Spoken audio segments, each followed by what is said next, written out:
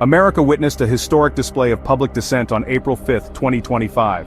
From coast to coast, citizens gathered for the hands-off protests. These demonstrations took place in all 50 states, spanning major cities and small towns alike. The epicenter was undoubtedly the National Mall in Washington, D.C., where over 500,000 people raised their voices in unison.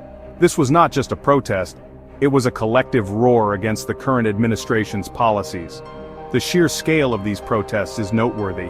Never before has such a diverse coalition of groups united under a single banner. Over 150 progressive organizations answered the call to action. Civil rights advocates marched alongside labor unions, LGBTQ+ groups stood shoulder to shoulder with veterans, environmental activists and fair election advocates added their voices to the chorus. This was a true cross-section of America, united in their discontent. The hands off.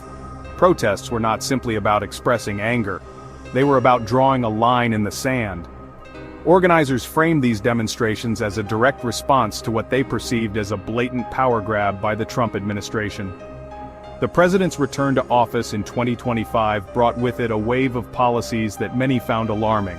The appointment of Elon Musk as head of the Department of Government Efficiency only fueled these concerns. The message from the protesters was clear: enough is enough. They demanded an end to the assault on public services, the erosion of social safety nets, and the targeting of vulnerable communities. The fight for the soul of America had begun. At the heart of the hands-off protests was a deep-seated anxiety about the direction of the country.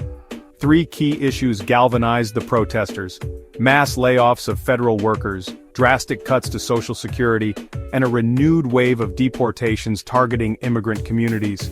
These policies, many argued, disproportionately harmed the most vulnerable segments of society while benefiting the wealthy and powerful. The Trump administration's decision to implement sweeping layoffs across federal agencies was met with fierce resistance. Critics argued that these layoffs not only devastated families but also crippled essential government services. From food safety inspections to environmental protection, the ability of the government to function effectively was severely compromised. Social Security, a program that millions of Americans rely on for retirement security, also came under attack. Office closures and funding cuts sent shockwaves through senior communities, raising fears about their ability to make ends meet. The administration's assurances that they were committed to protecting Social Security rang hollow for many who felt that their livelihoods were being held hostage to political ideology. Adding fuel to the fire were the administration's policies on immigration. Reports of increased raids, deportations, and the separation of families sparked outrage and fear in immigrant communities. The hands-off protests became a platform to denounce these policies as inhumane and discriminatory, highlighting the human cost of a broken immigration system. The hands-off. Protests were more than just a spectacle of mass mobilization. They were a platform for a diverse array of voices to express their discontent.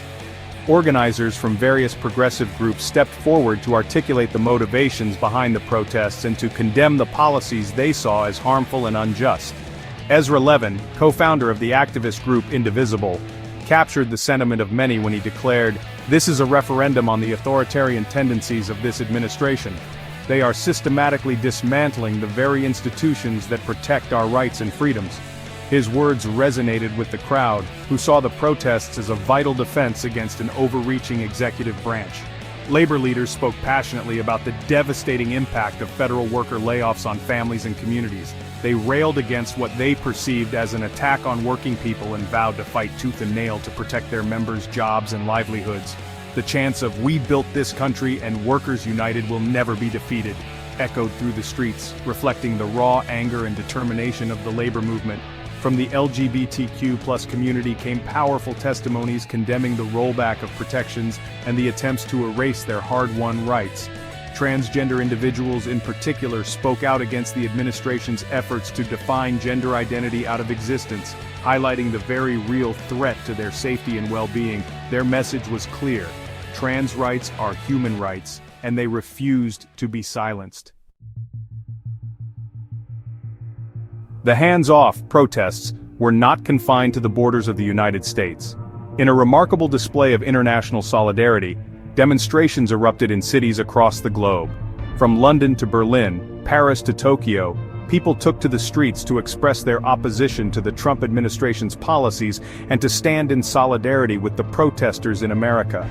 The images of these global protests, beamed around the world by 24/7 news channels and shared widely on social media, painted a vivid picture of a world united in its concern about the direction of the United States. The sight of tens of thousands of people marching through the streets of London, carrying signs that read, "Hands off America, and we stand with you," sent a powerful message to both the Trump administration and to the protesters in America. This outpouring of international support was a testament to the global reach of the issues at stake.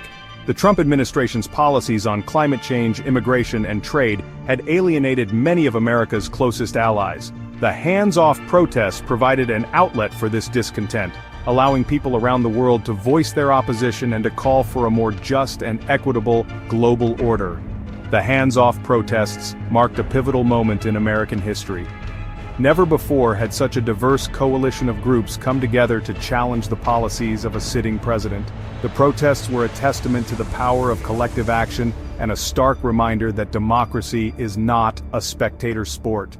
The fight for the soul of America had just begun.